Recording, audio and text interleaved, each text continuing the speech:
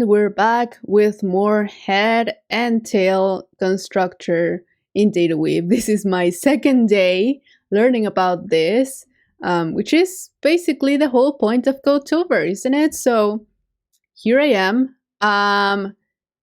This is a function that Mariano sent me, but I have to be honest, Mariano, if you're still watching this, I am not 100% how all of this works, so I thought I put it here so everyone can take a look at it and maybe try to figure it out by yourself. I'm still trying to digest this just because the syntax, like, it's just so complex compared to all of the other DataWeave code, so I'm still trying to digest it. But I managed to do kind of like a very similar thing, but using my own function a little bit, well, way more simpler. It doesn't apply to all of the use cases that this one does though, because if you see this one, this is like a generics kind of syntax, so it's just using a sequence type t, and then here you have the type t and you will return an array of t. So this is very different of what I'm doing, which I'm just using number directly. So for example, here I am sending number instead of t, and I'm getting array of number instead of array of t. So this one is super generic. You can use it with any kind of data, I guess. And here I'm gonna comment out what my function is doing, and I'm gonna put Mariano's function. I think I can I? No, I can't. Oh, that's weird. I should be able to minimize this one, but I can't. Oh well. So anyway, let's focus on this one first, and this is how you call it. So for example, here is 1, which is the base. So base is 1, and then sequence, and then we're sending a lambda expression here, which would be the stepper. Yes. And inside of the stepper, we have value, which is what we're sending here. And then the type is t. So this type must be the same type of this one, I believe. Well, not this type, but what the result of this will be. If this is number, then this lambda expression should return a number. Or if this is a string, then the lambda expressions should return a string. That's what I'm understanding from this. And then this will output the array of t. So in this case, since this is a number and this is a number, then I will output an array of t, which is an array of number. And then when we get into this, we're taking the base, which is 1, and then using the head and tails constructor to call the function again. But now I'm taking the stepper one, so this one, and I'm calling stepper with base. So I'm sending this 1 as the value parameter here. So we end up with 1 plus 1. So this will return 2. So we're calling sequence with 2, and then we're sending the stepper back. So this whole lambda. Oh, I was able to understand it after all. Okay, now it makes sense. So I think I might be able to use this again then. If I, like, let me make this smaller, 10. So this is an infinite, like this will never stop running. But if we add this from 1 to 10, we are just taking a small piece of everything. And since it's a lazy evaluation, it will only execute what it is needed to execute. So it will not execute infinitely if I add this part right here. So if I execute it, I will only get from 2 to 11 because I'm executed from 1. If I execute this from 0, I will get from 1 to 10. So, okay.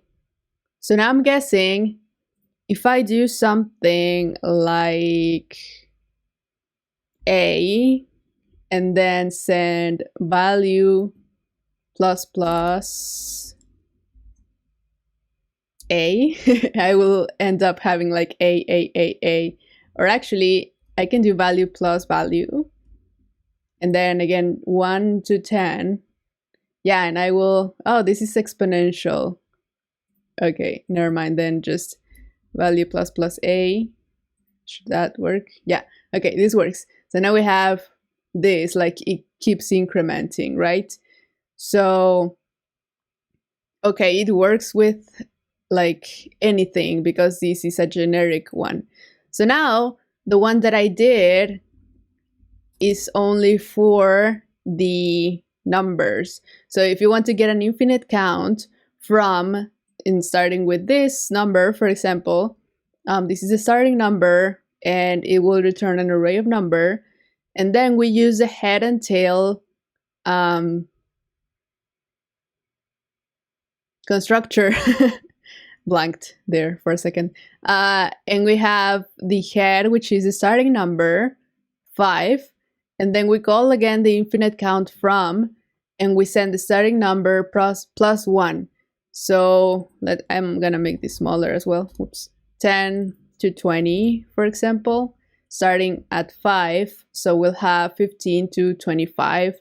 I can also start at 0, and I can have 10 to 20, or I can start at 500, and I will have 510 to 520, and so on. Or I can also say like 100 to 200, and from 600 to 700. So this is a lazy evaluation. Now I want you to trust me that this is infinite, like actually infinite. So to prove you that, I'm just gonna take off this index selector. So once I take this off, since this is a lazy evaluation and it's only executing this, I'm gonna take this off. So this will execute infinitely. Oh, you will not be able to see that. Hold on. Let me make this smaller. Yeah. So here, I think you are able to see now. Yeah. You saw how it said running preview right here? Like, take a look at it again. It will say running preview like very quickly. Oh, it didn't say it. Oh, there you go. You can see it like in a second or less than a second. Anyway, once I take this off, you're gonna see running preview forever because it's an infinite count. So once I run this, look, now it says running preview. And it's never gonna stop because since I didn't add an index to extract the values that I wanted, this is gonna keep trying to execute forever. So now if I execute this again, it will not work. Okay, let me close this and try again then. I did not save. Oh, I hope it saved for me. Okay, yeah, it saved for me. Okay, so I will execute this again to prove to you that this is the same thing. Yes, leave me alone. Oh my god, stop. Okay, so we have this, try it again.